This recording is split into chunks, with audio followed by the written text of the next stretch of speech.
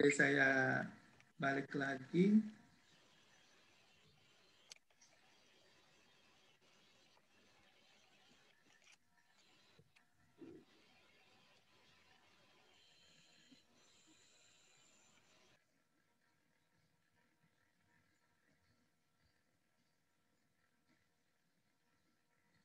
Baik. Baik, maaf Bapak Ibu.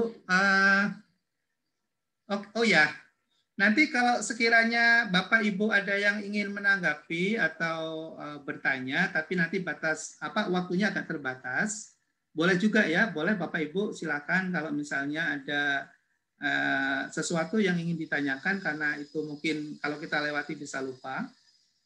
Boleh, tapi mungkin waktu jawabannya tidak bisa panjang, ya hanya sekedar menanggapi atau meluruskan. Apabila saya salah atau keliru, silakan Bapak Ibu bisa membantu untuk meluruskan. Oke, baik, saya lanjutkan dulu Bapak Ibu. Nah, kemudian ada beberapa informasi yang lain, yaitu yang terkait dengan aktiva tetap, ya aktiva tetap. Nah, aktiva tetap tentunya nanti pada saat kita menghitung itu harus sudah bersih nanti. Jadi nanti ada penyusutan, ya ada penyusutan. Nah, kemudian di sisi sebelah kanan ada kewajiban dan ekuitas, ya ada jawaban dan ekuitas. Nah, di sini ada beberapa informasi nanti yang akan kita underline untuk bisa mempermudah pada saat kita analisis gitu. Nanti ada beberapa pengertian terkait dengan kewajiban atau liabilities ini. Jadi di dalam liabilities itu nanti ada yang masuk dalam kategori cepat, ada yang masuk dalam kategori lambat atau panjang. Kemudian di ekuitas, ya ekuitasnya nanti kita juga harus memberikan kategori kualitas, baik nanti di aktiva lancarnya maupun dari sisi liabilitiesnya. Nah, sekilas saja, ini terkait dengan kebutuhan informasi di laba rugi atau perhitungan ya dari perhitungan hasil usaha, seringkali juga koperasi tidak membuat klasifikasi dalam perkiraannya. Ya seringkali juga langsung pendapatan misalnya, langsung pendapatan. Padahal sebetulnya dibutuhkan informasi dalam akun atau perkiraannya, yaitu partisipasi anggota. Di situ ada partisipasi anggota dan partisipasi bukan anggota atau pendapatan yang berasal dari anggota dan pendapatan yang bukan berasal dari anggota itu terpisahkan di dalam laporan PHO. Nah, seringkali yang kita hadapi di lapangan itu koperasi tidak mempraktekkan ini. Sehingga bagi para penilai, para pengawas yang melakukan penilaian itu sangat sulit sekali, terutama menghitung PA. Makanya banyak sekali koperasi itu tingkat kesehatannya pada level kedua. Jadi jarang ada koperasi yang sehat gitu. Ya, karena ketika melakukan penilaian terkait dengan informasi dan data yang tersedia tidak cukup memadai ya sehingga kesulitan bagi seorang pengawas untuk melakukan validitas analisisnya. Kemudian hal-hal lain juga itu informasi di beban ya, informasi di beban itu juga terkadang tidak dipisahkan antara beban operasional dengan beban non operasional. Seringkali hanya dibuat jumlah aja beban atau biaya atau total biaya begitu. Nah, ini juga menjadi tantangan bagi analis ya, bagi penilai, bagi pengawas dalam melakukan perhitungan analisis kesehatan. Ya. Karena di situ harusnya terpisah gitu ya, harusnya terpisah. Yaitu ada beban operasional dan non operasional. Nah, yang non operasional itu ada namanya beban perkoperasian. Nah, di situ juga ada unsur penilai, nanti ada rasio untuk menghitung itu. Nah, kalau tidak tersedia juga menjadi sulit ya bagi seorang pengawas untuk melakukan pekerjaannya dengan baik. Nah, ini tantangan yang kita hadapi. Nah, seperti ini Bapak Ibu, ini salah satu contoh laporan keuangan yang kebetulan ini mungkin ada rekan saya dari Sulawesi Selatan, dari Jawa Timur yang bulan lalu, 2 bulan yang lalu juga sempat saya berkunjung ke Sulawesi dan ke Jawa Timur, saya mendapatkan beberapa laporan itu yang kemudian tidak sesuai dengan kebutuhan kita. Akhirnya harus kita bantu untuk melakukan pemisahan ya agar bisa dinilai tingkat kesehatannya. Nah, ini kalau ada laporan seperti ini kan kita bingung ini, ya. Gimana kita bisa melakukan analisis? Ada dua sebab ya. Sebab yang pertama ternyata unit simpan pinjamnya belum dipisahkan gitu ya. Ya sehingga masih jadi satu gitu. Jadi laporannya belum terpisahkan karena ini koperasi serba usaha dan koperasi karyawan yang membuat laporan untuk USP-nya belum dipisahkan gitu ya. Nah, kalau kita menemukan hal seperti ini, maka kita mesti harus lakukan identifikasi, ya harus lakukan identifikasi.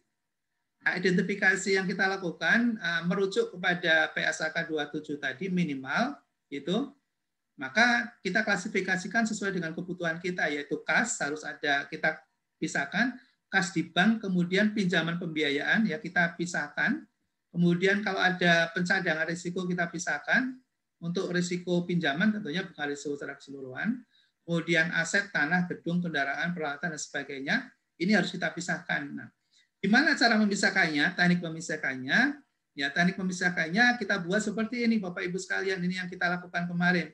Ya akhirnya kita bisa bantu juga, tapi kan prosesnya agak panjang ya. Jadi kita buat pos-pos bantuan dan dokumen yang ada, nanti kita akan bisa lakukan pengelompokan dan kemudian pisahkan antara induk dengan unitnya, gitu ya. Kita buat seperti ini, gitu. Sampai kemudian muncul seperti ini, Bapak Ibu. Jadi yang tadi itu kemudian muncul menjadi unit simpan pinjam yang cukup menampilkan ya profil performance keuangannya itu seperti ini aja. Gitu. Nah, kalau udah seperti ini udah lumayan. Ini sudah bisa kita nilai. Ini sudah bisa kita nilai. Dan nah, Bapak Ibu sekalian, sebelum kita bicara lebih jauh tentang analisis, beberapa informasi yang mungkin kita pahami dari awal, Bapak Ibu sekalian. Pertama adalah neraca, ya neraca. Ini kalau di konteks teori, ya theoretical dan konsep.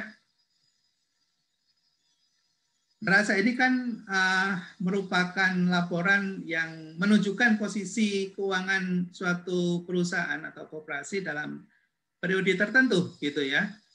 Nah, karena dia menunjukkan sebuah kondisi performance keuangan dalam waktu tertentu itu, maka di situ tergambar secara keseluruhan. Jadi kalau ada yang hilang salah satunya, maka tentunya neraca ini tidak bisa berfungsi, gitu ya.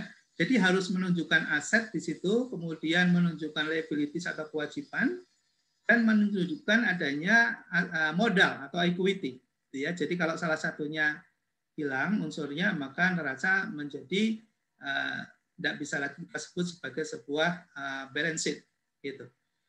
Nah, ada beberapa pengertian dan pemahaman Bapak Ibu sekalian yang saya kira juga perlu sedikit kita review. Saya kira Bapak Ibu sudah sangat memahami ini, apalagi yang sudah berkecimpung sangat lama ya di dunia keuangan. Ini kenapa perlu kita pahami? Karena pada saat nanti kita akan melakukan analisis, tentunya poin-poin perkiraan ini menjadi sangat penting untuk bisa kita klasifikasikan, dan kemudian dalam bahasa ya dalam sesama analis ketika bicara dalam konteks membaca sebuah struktur keuangan itu sudah satu paham ya, sudah satu level ya, sudah satu level. Ya, terkadang misalnya begini ya, seorang analis mengatakan ini berapa nih gross loan portfolionya gitu ya, berapa ini pinjaman kotor, apa yang dimaksud dengan pinjaman kotor, kan jadi akhirnya nggak nyambung gitu ya. Ini bahasa-bahasa yang mestinya sudah dipahami oleh seorang analis gitu untuk bicara bicara apple to apple gitu ya, agar tidak terjadi misleading ya, tidak terjadi sebuah salah paham, misunderstanding atau misperception gitu ya. Ada istilah namanya portofolio ada pinjaman kotor ya, pinjaman kotor. Nah, pinjaman kotor itu Bapak Ibu sekalian sebagai sebuah pemahaman awal kita bersama bahwa seluruh pinjaman yang diberikan oleh sebuah institusi atau lembaga keuangan atau koperasi itu yang belum dikurangi atau yang belum dikurangi dengan risiko ya, yang belum dikurangi dengan biaya risiko itu adalah gross ya. Nah, kemudian ada yang disebut dengan performing portfolio gitu ya. Portofolio lancar itu adalah sebuah portofolio atau outstanding pembiayaan atau pinjaman itu yang masih berjalan ya, yang masih berjalan, yang belum dilakukan atau komponen-komponen di dalamnya tidak termasuk di dalam kewajiban-kewajiban yang harus dipenuhi oleh lembaga. Ya. Kemudian ada istilah pinjaman berisiko. Nah, di dalam koperasi pinjaman berisiko ini ada dua pengertian Bapak Ibu. Ya, mungkin di banking agak sedikit berbeda ya. Kalau di pinjaman berisiko yang di koperasi ini adalah kalau ada pembiayaan atau pinjaman yang tidak menggunakan agunan, maka itu adalah masuk dalam pinjaman berisiko. Nah, itu nanti ada nilai yang berbeda pada saat kita melakukan penilaian terhadap aktiva produktif. Gitu. Nah, ini beberapa istilah yang dari awal kita sudah pahami. Kemudian ada istilah cadangan penghapusan pinjaman atau loan loss reserve, ya, provision. Nah, ini juga penting Bapak Ibu karena kalau koperasi tidak membuat cadangan penghapusan pinjaman, tentunya yang muncul nanti adalah gross ya, ada gross loan portfolio. Jadi nanti kita nggak bisa menghitung netnya. Dan kemudian yang berikutnya adalah portofolio pinjaman bersih. Nah ini net loan portfolio-nya itu tidak bisa kita hitung kalau tidak ada LLR-nya, tidak ada PPAP-nya gitu. Nah, kemudian yang berikutnya adalah net loan portfolio itu setelah dikurangi ya. Jadi gross dikurangi dengan pencadangan PPAP, maka akan ketemu namanya pembiayaan bersih atau pinjaman bersih. Kemudian ada istilah net fixed asset, ada aktiva tetap bersih. Ya, ada aktiva tetap bersih. Jadi setelah dikurangi dengan penyusutan, ya, Nah, itu kenapa sih ini perlu kita sampaikan dari awal, karena nanti ada beberapa istilah dalam strategi keuangan, misalnya ini gimana ya agar aset koperasi ini bisa menjadi produktif, ya dialihkan dari fixed assetnya menjadi current asset, ya sehingga bisa menghasilkan dan bisa menjadi aktiva produktif misalnya. Oke, berikutnya Bapak Ibu ada istilah namanya financial asset. Ya, ada financial asset. Bicara tentang financial asset, maka kita bicara tentang bagaimana aset yang dimiliki oleh koperasi itu yang ada di kas bank, ya, dan penyertaan investasi atau penyertaan di koperasi lain itu kita anggap sebagai investasi, dan net loan portfolio. Jadi portofolio bersih atau standing pembiayaan bersih yang sudah dikurangi dengan biaya pencadangan risikonya. Nah, kemudian ada istilah earning asset, aktiva produktif. Ya, aktiva produktif. Nah, ini kita tadi bicara tentang aktiva produktif. Nah, kalau aktiva produktif itu sesuai aset lancar atau aset yang kita miliki yang bisa menghasilkan revenue atau income. Jadi Bapak Ibu sekalian sebagai analis, sebagai penilai, sebagai asesor gitu, akan bisa langsung menilai ini bagaimana sih kualitas aktiva produktifnya gitu. Nah, ketika bicara kualitas aktiva produktif atau aktiva produktif, berarti kita akan merujuk kepada aktiva yang menghasilkan revenue. Aktiva yang bisa menghasilkan revenue itu apa? Antara lain adalah misalnya, ya jelas pinjaman itu pasti ya, karena pinjaman itu menghasilkan revenue berupa interest.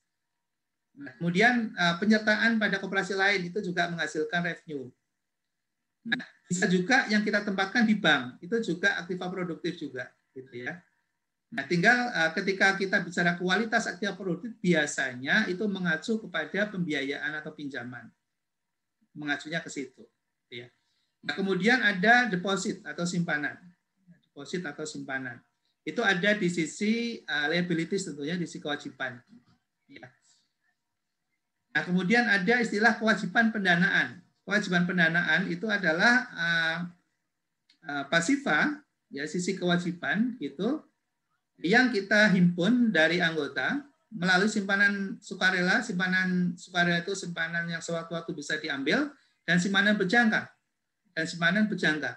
Tidak termasuk pinjaman. Jadi Bapak Ibu sekalian jangan sampai salah mengerti nanti pada saat melakukan analisis ya. Jangan mengambil ketika bicara tentang total pendanaan misalnya, bicara tentang FDR misalnya. Kan nanti kita akan menghitung namanya LDR misalnya, ya. Loan to deposit ratio misalnya. Nah, jangan diambil total liabilities-nya ya. Jadi keluarkan dulu pinjaman, misalnya ada koperasi meminjam dari lembaga keuangan misalnya bank itu, ya keluarkan dulu itu ya, baru kemudian kita ambil depositnya saja. Nah, seringkali saya lihat, mohon maaf ya, saya tidak menyinggung siapapun, ketika melakukan analisis ada salah pengertian di situ. Jadi terlihat di situ LDR-nya itu sangat rendah sekali, ya LDR-nya sangat rendah. Seperti kemarin saya lihat di analisis ketika pasca pandemi dirilis oleh kementerian, mohon maaf nih saya sedikit koreksi gitu. Ketika saya coba review ternyata ada kesalahan juga. Kenapa sih? LDR-nya sangat rendah sekali gitu ya. Setelah koreksi ternyata masuk pinjaman dari bank itu, padahal koperasi itu banyak juga yang dapat pinjaman dari bank gitu ya. Ketika dimasukkan LDR-nya menjadi sangat rendah. Gitu. Oke, kemudian total liabilities. Total liabilities atau total kewajiban itu baru dijumlah Bapak Ibu semuanya termasuk modal penyertaan, ya termasuk modal penyertaan. Jadi ada 3 komponen utama di dalam total liabilities itu. Ada simpanan, ya simpanan sukarela, simpanan berjangka, ada juga pinjaman, ada juga modal penyertaan. Jadi ada 3 komponen utama itu Bapak Ibu. Itu namanya total. Kemudian ada total equity. Ya, total ekuitas, ya saya kira ya keseluruhan dari komponen ekuitas atau modal koperasi itu masuk ke dalam komponen ini, unsur ini, perkiraan ini. Ya, ya baik. Bapak Ibu mungkin juga nanti agak sedikit berbeda, mungkin yang belum sempat membuka laporan keuangan koperasi, terutama yang dari perbankan, Bapak Ibu yang teman-teman rekan-rekan dari BRI. Di koperasi ini sebetulnya kalau dari perspektif banking itu tidak ada modalnya Bapak Ibu. Ya nggak ada modalnya, adanya simpanan. Jadi ada simpanan pokok dan simpanan wajib. Jadi judulnya simpanan. Ya judulnya simpanan. Itu yang sebetulnya juga dalam perspektif financial principle itu nggak komplain sebetulnya.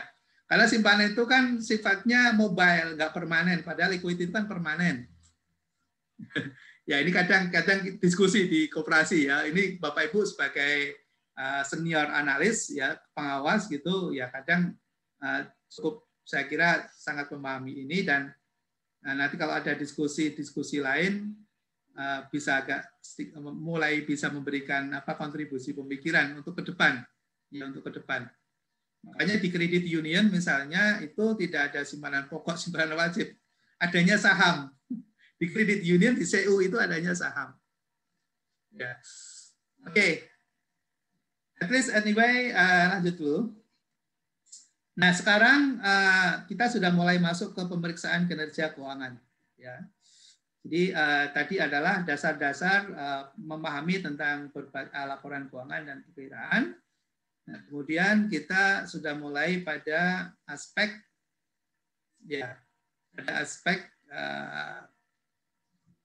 assessment.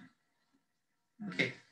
Bapak Ibu, laporan keuangan itu mestinya memenuhi prinsip-prinsip dan karakter yang ada dalam slide kita ini, ya. Jadi kalau bicara laporan keuangan, mestinya dia adalah konsisten. Konsisten itu apa? Mulai dari bawah, Bapak Ibu, mohon maaf, saya cerita ini dari bawah nih, dari akarnya, dari bawahnya. Jadi kan koperasi membuat laporan, ini mohon maaf kadang tidak konsisten dalam membuat perkiraan atau akun. Ya, sehingga untuk melakukan comparability, untuk membandingkan itu sulit. Tahun yang lalu itu membuat istilah misalnya, di perkiraan akun misalnya di Aktiva misalnya ada istilah misalnya cadangan risiko gitu ya. Kemudian berikutnya dibuat misalnya cadangan usaha Ya, ini cadangan risiko dan cadangan usaha ini maksudnya sama apa enggak gitu ya. Kemudian apakah cadangan risiko itu bagian dari cadangan usaha gitu ya. Nah, membuat istilah yang berbeda itu akan sangat membingungkan gitu. Sehingga harus konsisten. Jadi laporan keuangan itu harus konsisten. Kalau ada perubahan harus diberikan penjelasan atas perubahan itu. Ya, sehingga itu konsekuensinya adalah kalau tidak konsisten maka tidak comparability, tidak comparable, sulit untuk dibandingkan. Padahal kalau bicara tentang analisa itu bicara tentang perbandingan Bapak Ibu nanti.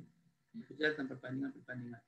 Nah, kemudian berikutnya kalau konsisten dan comparability maka kita akan bisa melakukan predictive value, ya.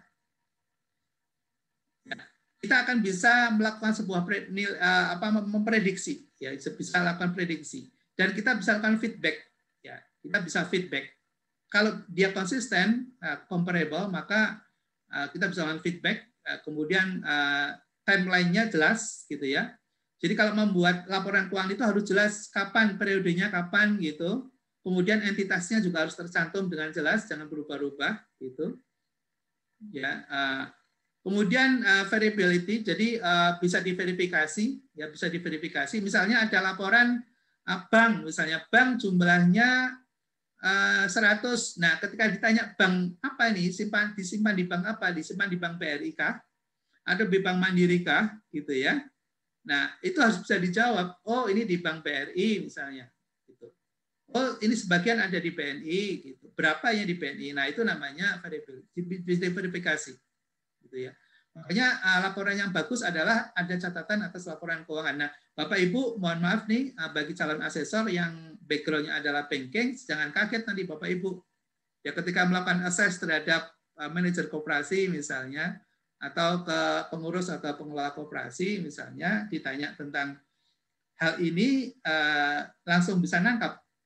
Ya, ini butuh waktu ya, tanpa maksud untuk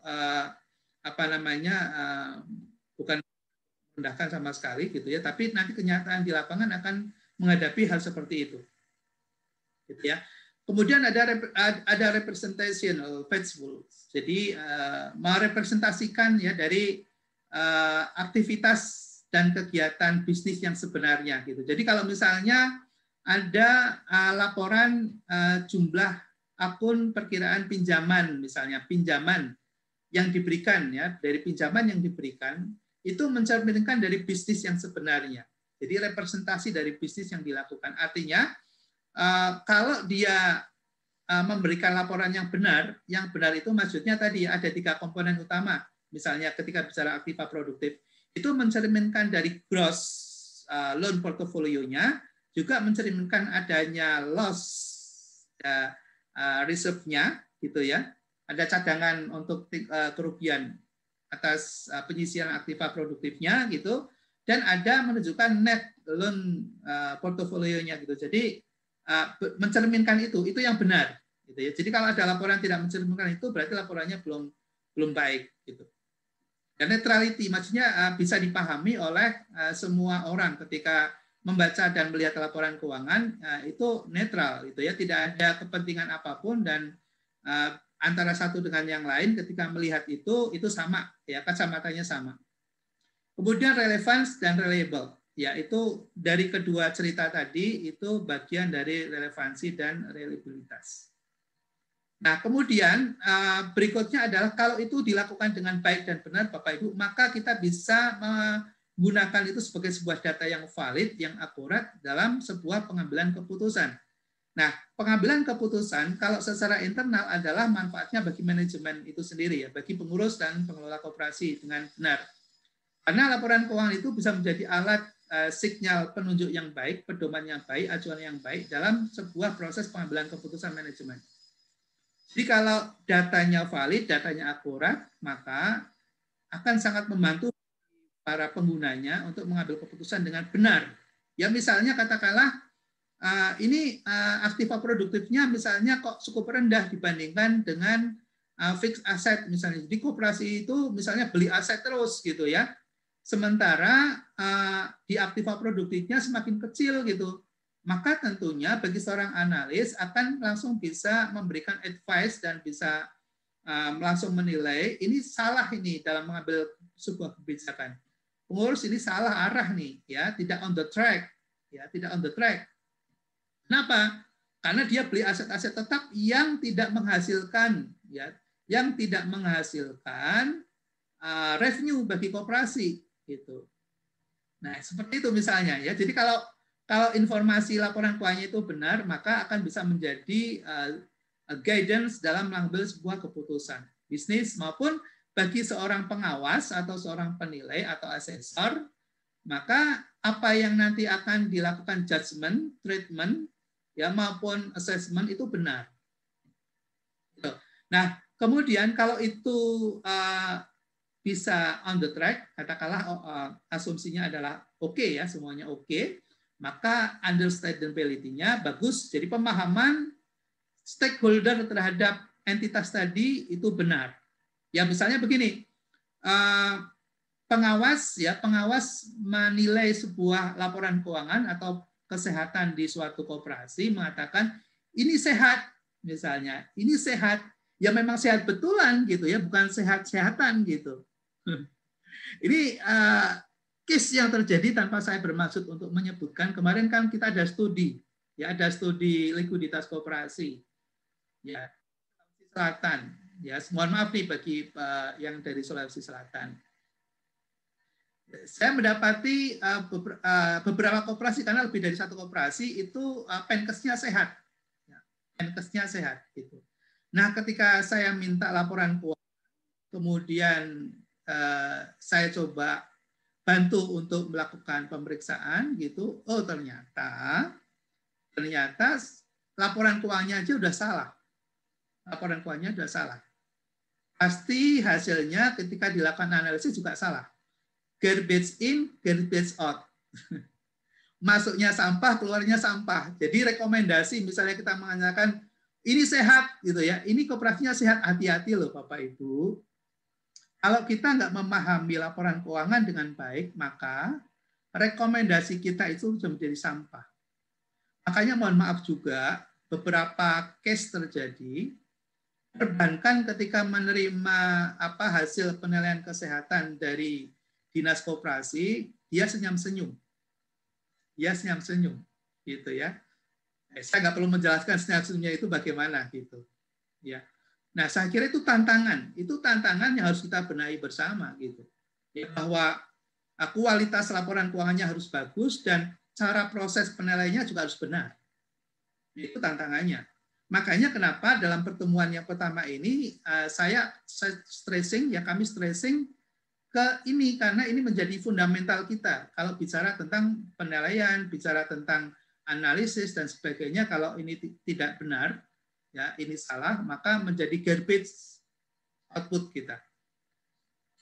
Baik, Bapak Ibu, dari situ ada constraint, ada tantangan, ada batasan-batasan di mana kita sebagai seorang supervisor, pengawas, dan seorang asesor gitu melakukan sebuah penilaian. Ya, pertama adalah materiality. Apa itu materiality? Materiality adalah bahan-bahan yang kita jadikan sebagai rujukan untuk menilai tadi. Kita akan sering menghadapi di lapangan, ya, ketika melakukan assess itu bahannya tidak mencukupi. Datang kita, Pak, Ibu, pengurus, pengawas, pengelola, mohon kami dibantu laporan keuangan yang terakhir.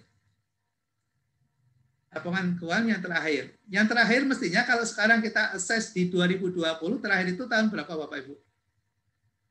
Mestinya 2019, ya kan?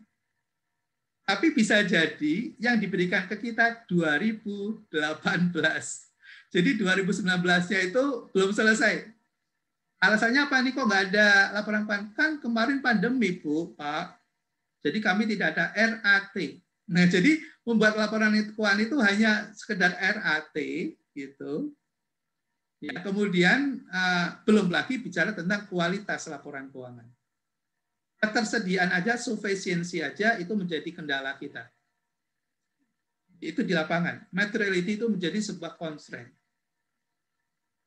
Kemudian cost and benefit ya. Nah, kalau kita hanya sekedar ini menjadi tantangan ya Bapak Ibu. Kalau kualitas penilaian kita ingin bagus, pasti challenge-nya adalah cost.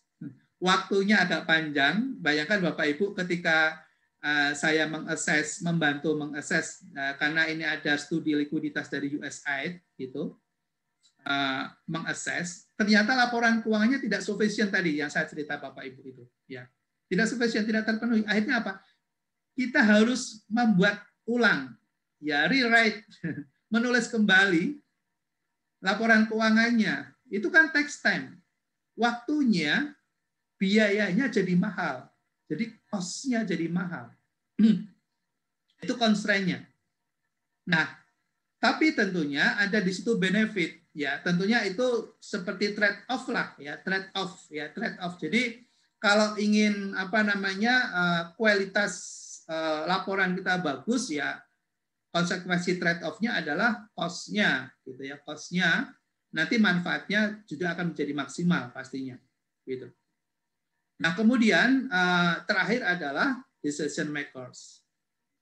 Nah, disitulah kemudian informasi yang kita berikan betul-betul bisa bermanfaat bagi pengambil keputusan. Apakah investor, apakah perbankan, lembaga keuangan lain, pemerintah, masyarakat yang mendapatkan laporan itu, modal laporan kita maupun hasil proses pekerjaan kita itu akan menghargai.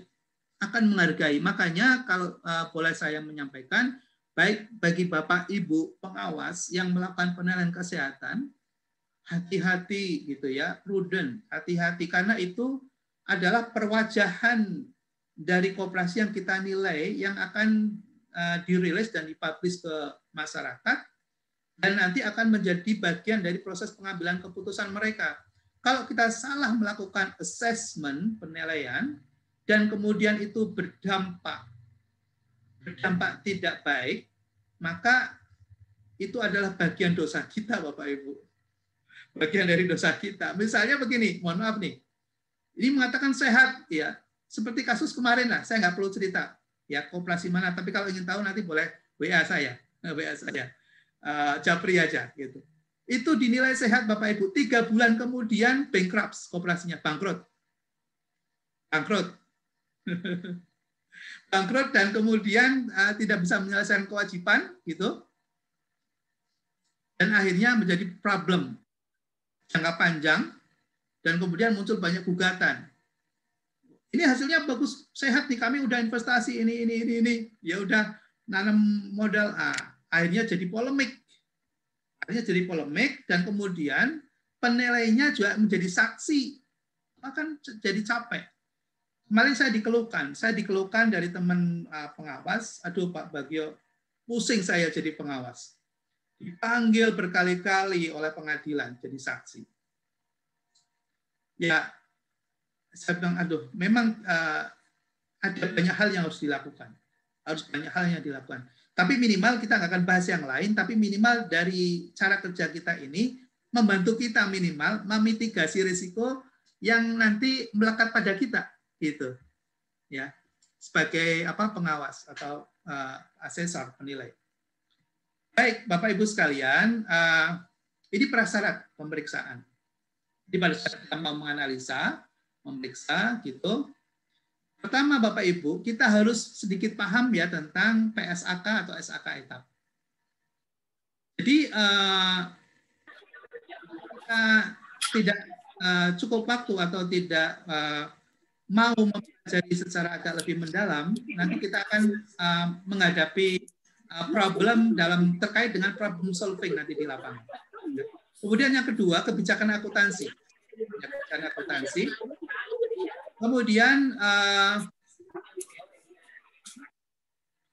Kemudian angka-angka yang disajikan tadi itu dalam kondisi spesifik atau tidak. Contoh misalnya ini Bapak Ibu jadi tantangan tersendiri. Di tahun 2020 ini nanti ada RAT di 2021. Nanti Bapak Ibu sekalian nanti akan melihat bagaimana performance dari koperasi kita. Nah, ini tantangan tersendiri.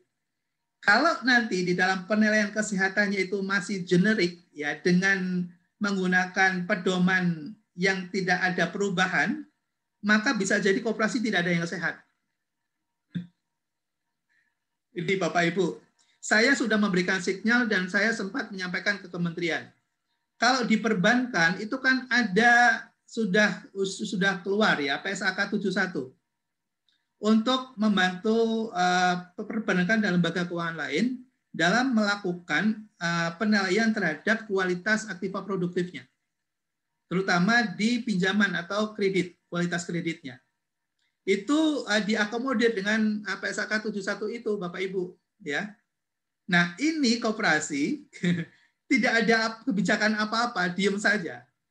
Jadi kalau nanti Bapak Ibu menilai kemudian portofolio outstanding kreditnya itu ancur-ancuran gitu, ya wis kayak gitu berarti gitu. Nah itu sebenarnya nggak fair, itu nggak fair bagi koperasi karena ini kondisi tertentu. Ini kan kondisi tertentu pandemik. Harusnya ada kebijakan, ya ada kebijakan yang dikeluarkan oleh regulator. Kalau di perbankan kan OJK yang keluarkan. Kalau koperasi harusnya kementerian yang keluarkan. Nah ini padahal koperasi kita ini, Bapak Ibu, 52,7% koperasi simpan pinjam. Jadi kalau ada kita nggak concern, ya itu adalah wajah kita. Koperasi Indonesia itu wajahnya ada di koperasi simpan pinjam. Kalau performanya jelek, artinya koperasi kita itu jelek. Representasi dari koperasi Indonesia itu di koperasi simpan pinjam. Dari 123.000 unit itu 71.327 itu adalah koperasi simpan pinjam dan unit simpan pinjam. Oke, but anyway, kita nggak akan berpolemik di situ, tapi sedikit mengingatkan kan, ini ada teman-teman dari kementerian, ada teman-teman dari dinas koperasi. Ini masukan konstruktif aja, mudah-mudahan sih bisa dibantu untuk tadi jangan sampai nanti menilai tingkat kesehatannya itu dengan kondisi normal. Dan itu harus ada kebijakan terus terang. Ini belum terlambat saya kira karena masih 2020. Kalau nanti nggak keluar kebijakan itu, Bapak Ibu nanti ketika melakukan penilaian.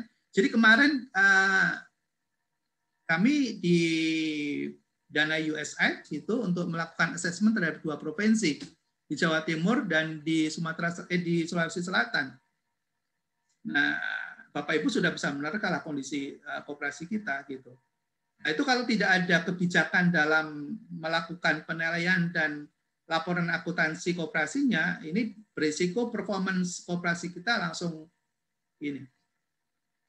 Oke, Bapak Ibu, saya lanjutkan dulu ya. Nanti bisa diskusi terkait dengan itu.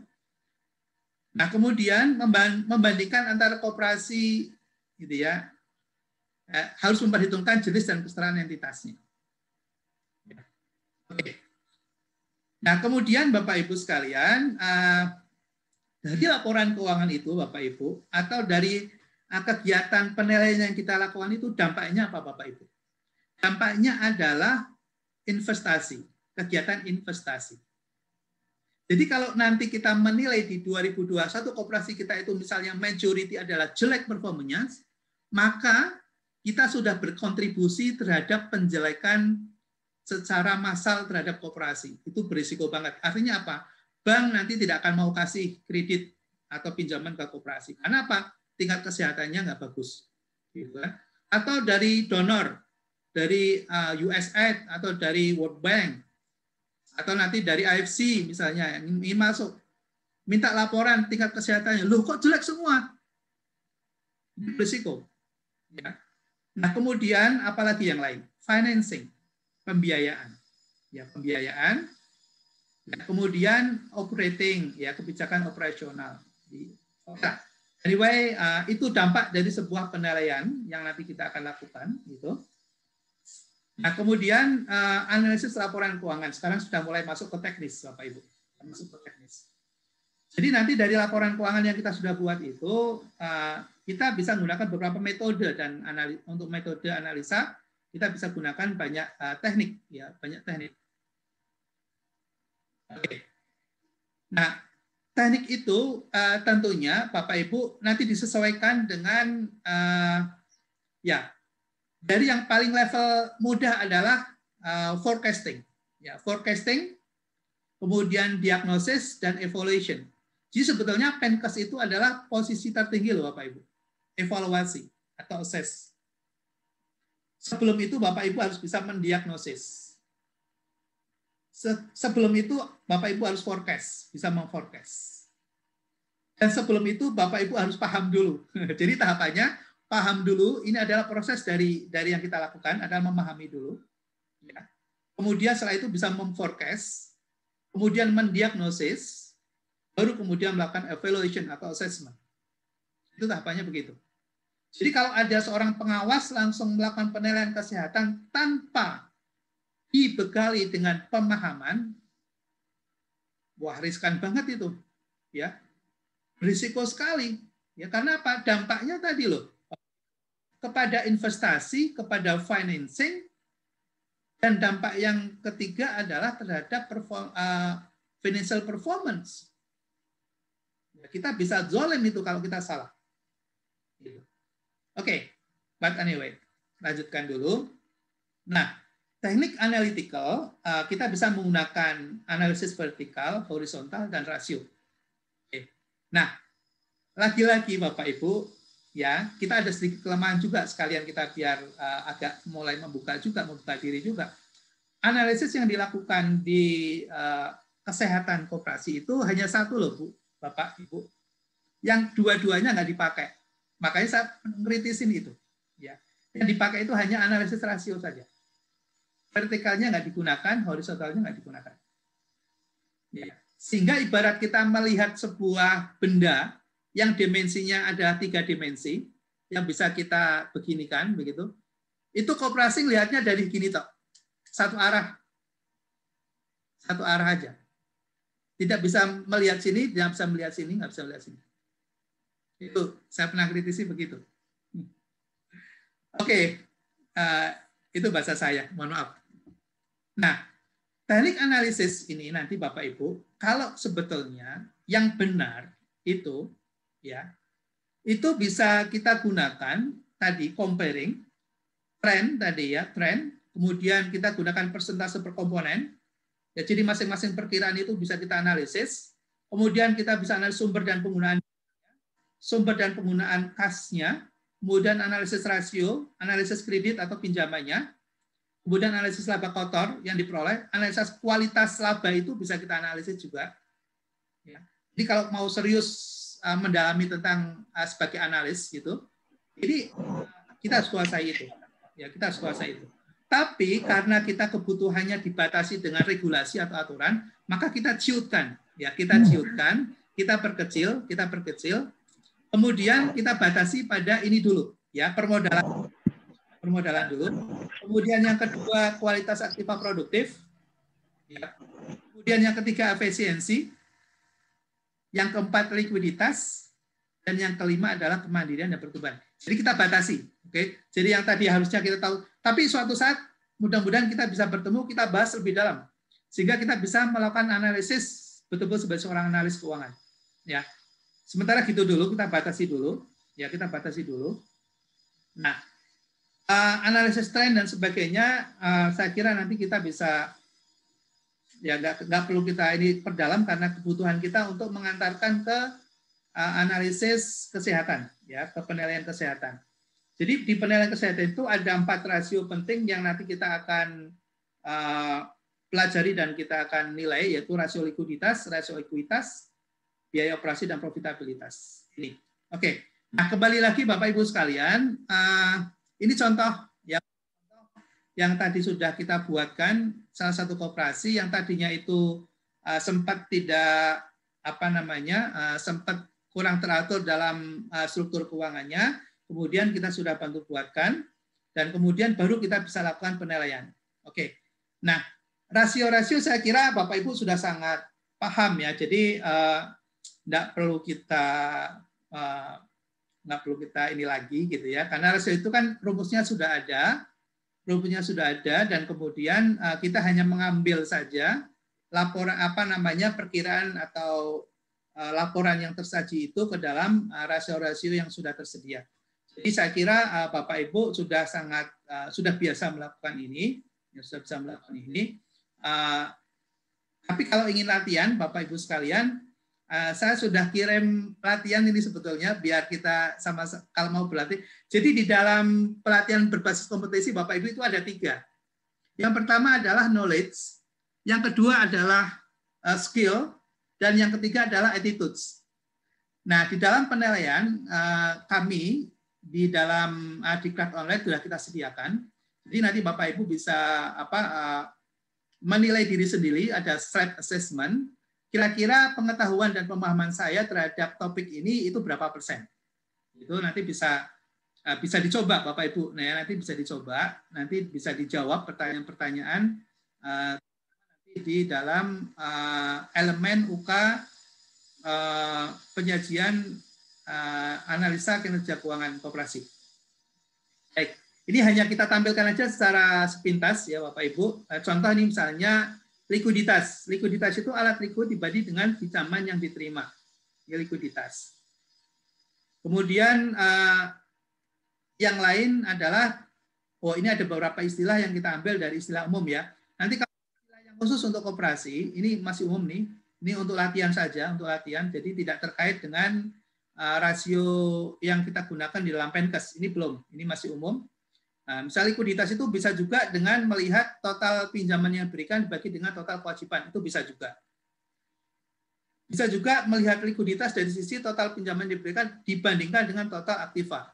Gitu. Itu juga bisa juga. Nah, cuma yang mungkin barangkali kita bisa bedakan, ya bisa kita gunakan untuk memahami dari performance suatu kesehatan koperasi, melihat dari perbedaan rasio ini sebetulnya di mana sih, misalnya sebetulnya di mana sih. Nah, kita bisa melihat dari misalnya begini, ini sama-sama total pinjaman yang diberikan dibagi dengan total kewajiban. Yang di bawah ini dibagi dengan total aktiva. Artinya bahwa pasti hasilnya ini lebih besar ya, karena total kewajiban itu nilainya kecil, sedangkan total aktiva itu nilainya besar. Nah, bagi seorang user atau pengguna itu akan bisa melihat kalau seorang kreditor ya, seorang kreditor akan melihatnya yang di atas ini Bapak Ibu. Kreditor itu apa? Bank misalnya. Bank mau kasih pembiayaan atau pinjaman kepada koperasi, maka dia akan melihatnya rasio yang di atas bukan yang di bawah. Ini yang bagi kita perlu kita ketahui. Gitu ya. Kenapa? Karena bank atau institusi atau kita sendiri ini secara individual misalnya punya uang nih, saya mau taruh simpanan ke koperasi gitu. Untuk melihat ini koperasinya sehat atau tidak, gitu, maka Bapak Ibu yang perlu diketahui adalah yang ini. Gitu. Nah, baru kemudian kalau yang di bawah ini adalah bagi kita anggota. Nah, kalau anggota ini perlu kita lihat. Ini perlu yang kita lihat. Yang bawah. Nah, kemudian rasio ekuitas. Ekuitas ini juga penting kalau di lembaga keuangan itu pembaginya ATMR. Di koperasi juga ada menggunakan ATMR yang kita akan pelajari, aktiva tertimbang menurut risiko. Jadi sudah memperhitungkan nilai kualitas dari aktiva kita. Nah, sebelumnya itu tidak diberlakukan, tapi sekarang sudah menggunakan itu agar kita bisa melihat secara real kualitas aktiva kita itu kuat, seberapa baik gitu ya menggunakan ATMR. Oke. Kemudian rasio-rasio yang lain ada rasio profitabilitas. Rasio profitabilitas ini kita gunakan untuk mengetahui kemampuan suatu usaha atau koperasi dalam menghasilkan keuntungan. Kan gitu ya. Nah, tentunya di rasio profitabilitas ini kalau angkanya semakin besar akan semakin bagus gitu ya. Nah, kita bisa juga melihat comparing antara biaya dengan antara biaya operasional ya dengan pendapatan yang diperoleh. Itu juga menjadi salah satu rasio yang kita gunakan untuk melihat ini efisien atau tidak. Ya, kalau dalam bahasa perbankan kita sering sebut namanya BOPO gitu ya, biaya operasional per pendapatan operasional. Itu BOPO-nya berapa nih gitu ya. BOPO-nya semakin tinggi, nggak efisien nih. Kita harus kurangi gimana untuk bisa mengurangi BOPO. Ini OPEX-nya harus dilakukan cost restructuring, harus dilakukan cost reduction gitu ya. Ini OPEX, operational expenses-nya terlalu besar. Nah, di situ biasanya seorang praktisi atau konsultan itu bisa memberikan advice. Nah, Bapak Ibu sebagai analis atau penilai, pada saatnya juga begitu. Ketika kita menilai itu kita bisa memberikan advice, ya, memberikan nasihat. Bapak Ibu, kenapa sih ini koperasi kok tidak untung-untung gitu ya? Ini kenapa sih Bu koperasi kok tidak untungnya kok sangat kecil sekali gitu ya? Cuma 0 sekian persen gitu. Nah, kalau Bapak dan Ibu sudah sangat memahami tentang topik kita ini, elemen ini, maka Bapak Ibu bisa memberikan advice ya. Berdasarkan dari laporan keuangan yang ada, maka kita bisa memberikan itu. Misalnya apa? Oh, ini perlu dilakukan cutting cost karena ternyata bobonya sangat tinggi. Ya, bobonya sangat tinggi, operational expenses-nya coba dievaluasi lagi apa saja yang bisa kita kurangi.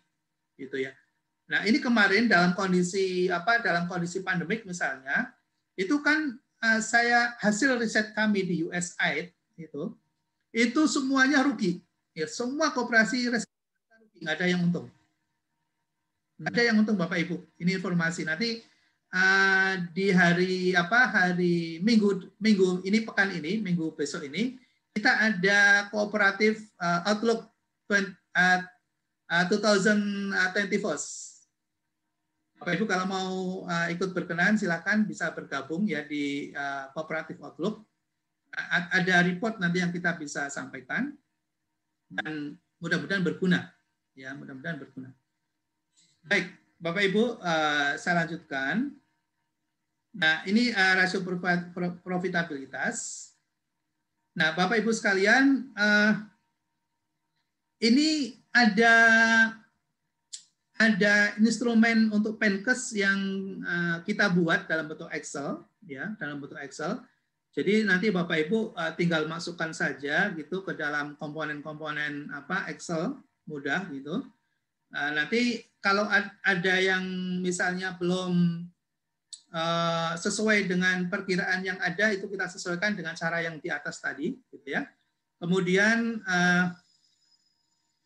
dari sini nanti Bapak Ibu isi di ada dua komponen, yaitu neraca, ada PHU, kemudian ada laporan kualitas kredit, ya, portofolio kreditnya, kualitas portofolio kreditnya. Nanti Penkesnya nanti akan bisa akan terhitung dengan sangat cepat gitu. Ya. Nah, Bapak Ibu, ini ada penyajian ya. Mbak Tini, halo, Mbak Tini masih monitor? Mbak Tini?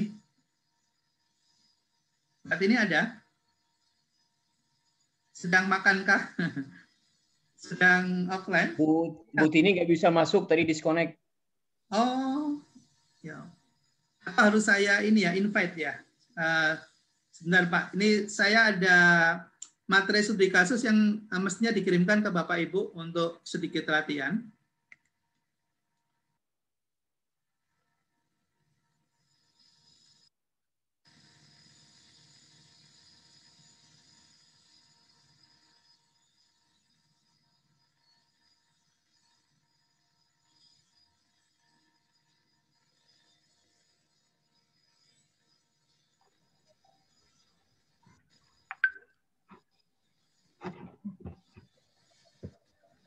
Halo Mbak, Tini sudah bisa monitor Mbak?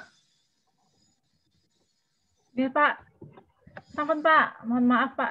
Ada. Oh iya Mbak, nggak apa-apa, makasih Mbak. Ini ternyata teman-teman Mas Noval dan yang lainnya baru join Mbak. Ini saya lihat baru join. Oh ya Mbak, ada materi yang saya kirimkan lewat WA, sudah diterima Mbak Tini? Halo Mbak? Halo Mbak Tini? Nge-freeze lagi tuh dia. Saya coba kirim lewat sini, mudah-mudahan bisa. Lewat chat ya. Lewat chat.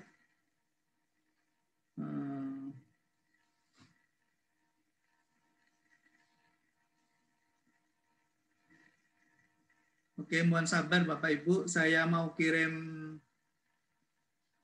materi untuk latihan.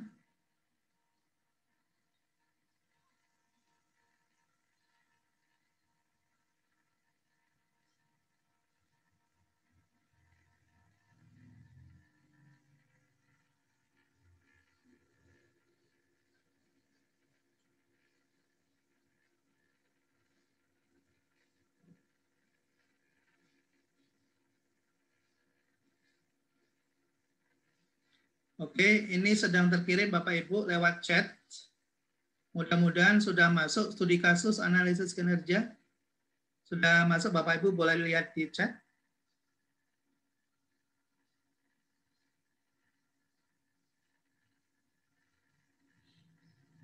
Bisa dilihat Bapak Ibu? Belum bisa, Pak. Oh. Belum ada, Pak.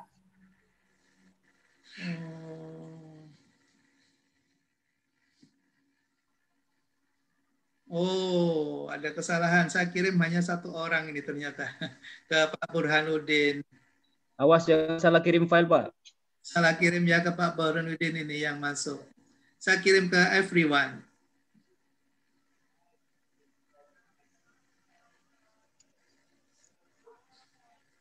Nah, kalau sekarang kayaknya udah bisa ya.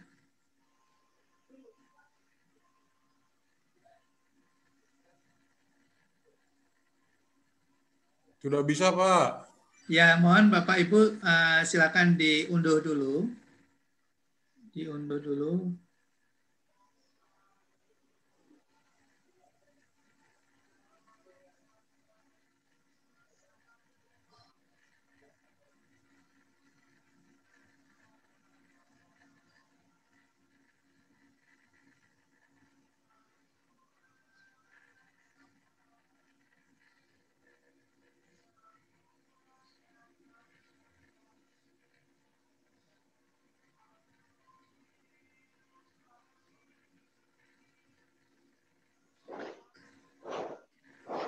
Oke, sudah bisa ya Pak, diunduh ya Pak?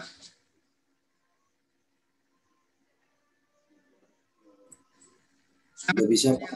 Bisa ya, sama dengan yang saya tayangkan Pak di slide ini, sama. Belum Pak, belum masuk. Belum masuk. Ada yang belum Ibu? Pak Anton udah Pak? Belum masuk Pak di kolom chat.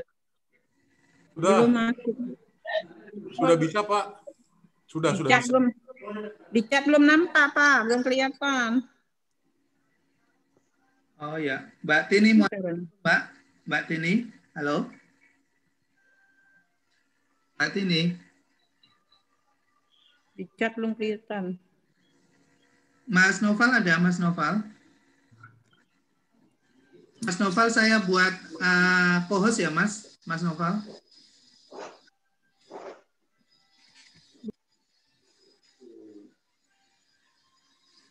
Halo?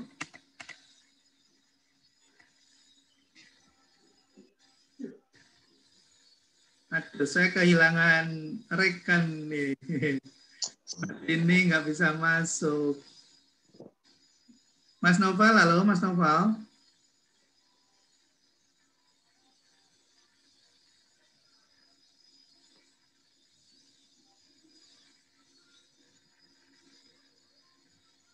Baik, kalau gitu ada yang sudah bisa mengunduh, Pak Pak Bambang Wahyu. Punten, Pak. Belum Pak, belum. Saya sudah bisa, Pak. Sudah ya, Pak Anton udah ya, Pak? Sudah, Pak. Saya juga sudah. Saya juga bisa. Pak Taro ya sudah. Pak Burhanuddin sudah, Pak? Bisa, Bapak. Belum bisa, Pak, di emailnya, Pak. Coba dikirim ulang, Pak. Kalau saya sudah bisa. Sudah ya, saya kirim ulang. Ya, email ya, Pak ya? Belum bisa. Lewat chatting ya, Pak? Kami kirim lewat chat, Pak. Chatting belum ada ini, Pak. Belum bisa tuh. Belum ada, Pak. Oh, hanya baik. terakhir yang link itu link daftar hadir.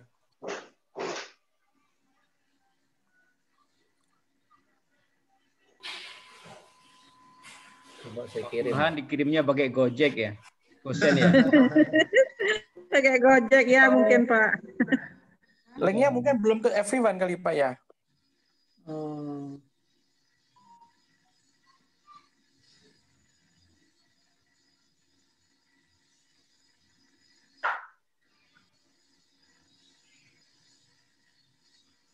Alah, hai.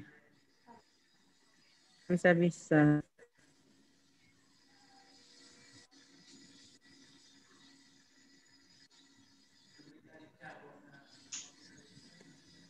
Ini saya coba kirim kembali ini. Saya kirim kembali. Tenang, ada. Ada. Gimana kita kirim? Gimana kita kirim? Iya, link terakhir daftar hadir dari tadi. Cuma link untuk masuk diklat yang belum ada nih. Di studi kasus analisis. Materinya aja kirim, Pak. Link tuh aku bisa buka-buka tuh dari tadi.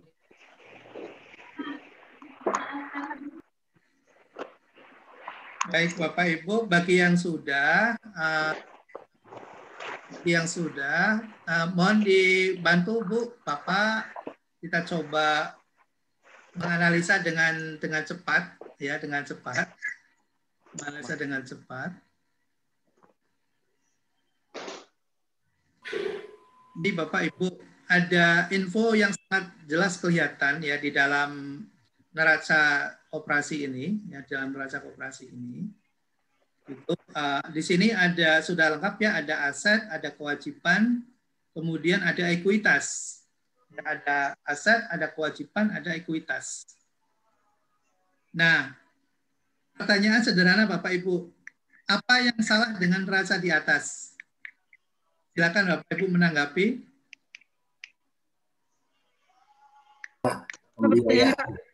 Pembiayaan masuk neraca.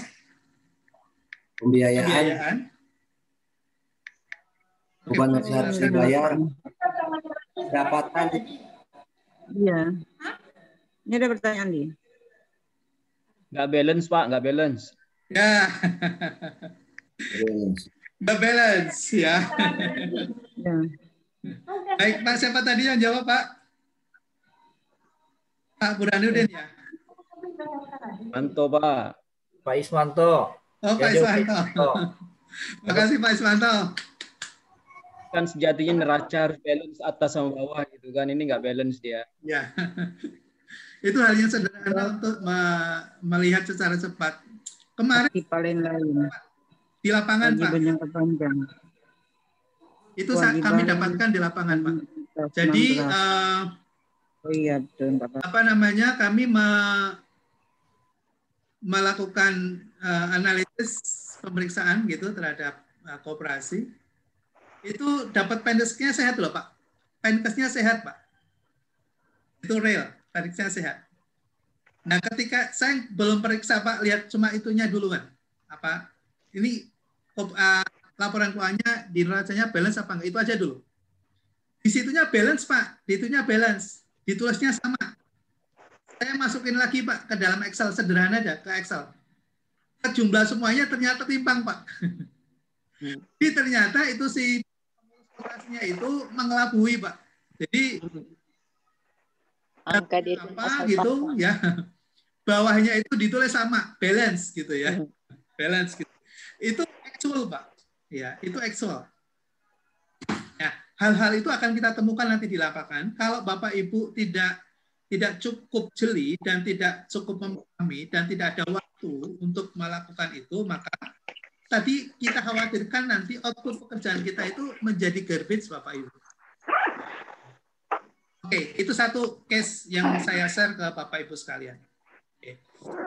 Nah, kemudian Bapak Ibu, ini yang saya share juga ke Bapak Ibu, ada laporan keuangan yang lengkap. Nah, kemudian di sini sudah ada rasio-rasio nanti yang akan kita gunakan. Rasio-rasio nanti yang akan kita gunakan untuk mempelajari di elemen yang kedua, di UK yang kedua, unit kompetensi tentang Penkes, ya. Penkes ini yang kita akan gunakan. Jadi rasio penilaian permodalan, kemudian kualitas aktiva produktif, ya. Kemudian ada efisiensi, ya, efisiensi. Efisiensi itu ada 3 komponen rasio yang digunakan. Kemudian ada likuiditas, itu ada 2 rasio nanti yang akan digunakan. Kemudian kemandirian dan pertumbuhan itu ada 3 rasio yang nanti akan digunakan. Oke. Nah, dari situ Bapak Ibu ada tugas ya ada tugas. Kalau Bapak ingin dapat apa namanya, ingin dapat sertifikat, ini dikerjakan. Jadi kasusnya sudah ada, kemudian dimasukkan ke dalam rasio. Saya kira kalau itu sih mudah, karena kan tinggal hanya mentransfer aja ya dari angka ke dalam rumus gitu, udah selesai.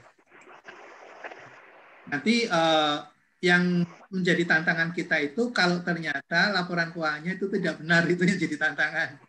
Kalau hanya memindahkan angka itu kan sangat simpel banget, sangat simpel banget. Gitu. Nah, yang jadi perlu kita agak sedikit dalam itu insight-nya. Insight.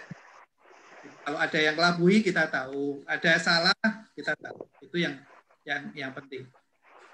Nanya Pak Bagio. Oke, monggo Pak, silakan Pak. Ya ini sebetulnya kan kalau kita yang background dari banking kan rasio itu juga familiar memang kita ya. Iya. Memang jadi sebetulnya mengerjakan rasio-rasio itu mudah kalau istilah yang digunakan dari rasio itu cukup jelas sebetulnya. Misalnya kalau di dalam penyusunan kebijakan itu kan suka disebutkan istilah ini artinya ini, sehingga ada kasus kita gampang menginterpretasi kasus itu kalau sudah jelas maksud yang rasio, istilah ada nggak itu Pak? Ya, terima kasih Pak. Saya panggilnya Pak Mas saja. Pak Mas. Atau Mas saja lah. Ya, silakan. Dua sewu. Ya, Masku lah, Mas Taro. Gini Mas saya, Mas. Nanti di dalam apa namanya, di dalam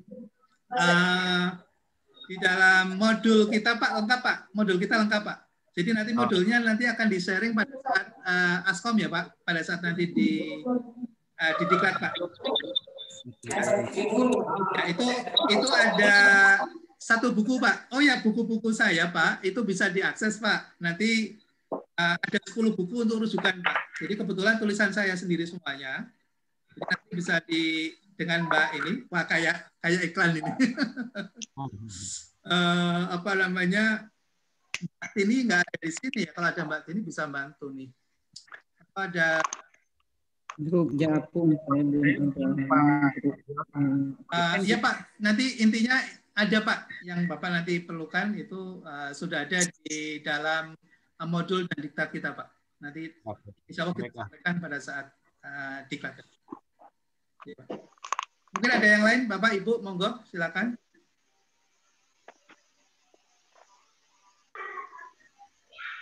Kalau tidak ada, kita nanti akan berlatih di diklat Pak. Di online itu nanti Bapak Ibu bisa dapatkan materi, ya dapat materi. Kemudian latihan ujian. Nah, bagi Bapak Ibu yang ingin mendapatkan sertifikat PPK, bisa menyelesaikan tugas yang ada di dalam diklat online. Di dalam diklat online, itu nanti mesin learning yang akan menjawab. Jadi bukan saya yang menilai, tapi nanti dari sistem aplikasi. Nanti kalau Bapak Ibu belum lulus ujian nanti akan diulang, boleh diulang. Jadi soalnya Pak kami belum dapat, jadi kami nggak bisa jawab lah karena soalnya nggak terekam tadi. Oh ya, Bapak Ibu, nanti soalnya ada di dalam diklat online Bapak Ibu, di diklat online itu. Oh iya. Nanti Bapak Ibu bisa masuk. Kirim nanti, ke link, ke email Pak ya? Tidak email Bu, kasih, nanti Pak. di diklat. Ya siap Bu, makasih Bu. Oke, terima kasih. Terima kasih. Selamat siang Pak Bagio. Selamat siang Pak Bambang. Pak, tadi disebut itu Pak mengenai diklat online. Jadi khusus yang terkait unit kompetensi Penkes ini, yang kita mulai sekarang ini belum diklat berarti Pak ya? Ya, Penkes itu ada 2 unit kompetensi Pak. Yang itu melakukan analisis kinerja keuangan koperasi. Kemudian yang kedua adalah penilaian kesehatan. Jadi kita menyelesaikan 1 unit kompetensi ini Pak. Oh baik. Jadi Iya. kemarin yang itu Pak kan yang memerlukan sertifikat kan ada biaya administrasi ya. Berarti itu untuk 1 UK atau 2 UK Pak ya? Itu 2 UK, Pak. Oh baik. Berarti 2 UK. kita tinggal 1 lagi untuk diklatnya Pak ya? Iya, tinggal 1 lagi. Waktunya belum Pak ya? Belum ini Pak. Belum, Pak. Nanti kita sampaikan berikutnya ya, Pak. Oh baik. Terima kasih Pak Pogio. Iya, Pak. Baik, Bapak. Kita matangkan dulu di unit kompetensi ini, Pak, sampai lulus, Pak. Sampai lulus. Jadi kalau Bapak Ibu nanti mengerjakan tugas belum selesai, nanti akan dibantu diulang lagi. Sampai betul-betul Bapak mendapatkan grade itu minimal 70%. Ibu, Bapak grade-nya minimal 70%. Itu dianggap false, belum selesai. Bahkan soalnya di mana Pak ya? Saya belum dapat kiriman tuh Pak, yang di chatnya belum ada. Iya, belum ada chatnya. Iya, soalnya nanti ada di ini Pak, ada di diklat online Pak. Oh berarti yang berikutnya Pak ya? Nanti ini hanya pengantar saja Pak Bagio ya? Iya, ini pengantar aja. Ini pengantar. Baik, terima kasih Pak. Iya Pak, sama-sama Pak. Materinya juga ada di diklat online ya Pak. Bapak bisa lihat nanti di diklat online. Belum di-share ya Pak? Belum. Ada di diklat online Pak. Oh, sekarang udah bisa di-download? Iya, bisa. Nanti Mbak Tini bisa bantu ini pandu. Mbak Tini masih udah bisa on belum ya Mbak Tini ya? Di-download di mana ya Pak? Di diklat online. www.diklatonline.com. Oh, iya. Kalau ditemukan neraca belum balance, apa harus diperbaiki dulu Pak neracanya? Oh ya, kalau yang tugas tadi itu kami kirimkan lewat ini, lewat chat ya Bu, lewat chat. Atau nanti kita susulkan nggak apa-apa kan nomor WA Ibu sudah ada di Mbak Tini. Oh iya. Ya nanti biar dibantu Mbak Tini untuk dikirimkan. Ya kita juga masih belajar Pak tentang ya. Iya Pak, ke email aja kirim Pak, ke WA boleh juga. Jadi kami ada soal bisa kami pelajari. Karena tadi kami nggak dapat masuk ke link diklatnya. Iya. Iya. Ada kesulitan. Oke Bapak, terima kasih. Baik, sama-sama. Terima kasih. Ibu. Minta nomor WA-nya ya Pak. Ya terima Ya, Bu. kasih. Iya Mbak Tini sudah bisa join Mbak? Oke Pak, baik Pak. Alhamdulillah Mbak, kita tunggu-tunggu dari tadi loh Mbak. Semuanya menunggu Mbak Tini loh. Masya Allah. Ternyata kurang bersahabat hari ini sinyalnya. Sinyalnya kurang bersahabat ya. Ya punten Bapak, pripun Pak. Oke, Mbak, ini kita masuk ke ini Mbak, ke diklat online. Mohon dibantu bisa masuk ke materi gitu ya, ke materi kita, kemudian bisa latihan juga, latihan ujian Mbak, latihan ujian. Nanti 30 menit Mbak, masih ada waktu 30 menit Google Zoom kita. Baik. Monggo Mbak, silakan Mbak. Baik, Bapak, Ibu, untuk studi kasusnya sudah peroleh semua ya, Pak? Atau belum? Baik. Saya kirim melalui email yang belum, Pak, kami belum dapat. Baik. Saya kirimkan melalui email yang Ibu cantumkan di link pendaftaran ya, Bu ya. Oke, terima kasih. Bu. Baik, Bu. Mohon ditunggu sebentar.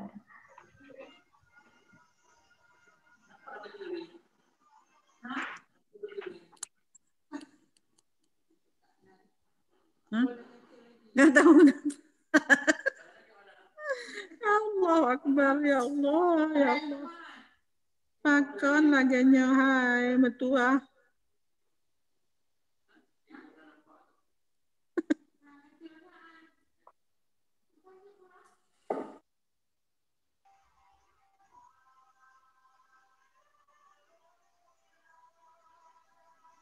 Bisa di-share screen aja, Mbak.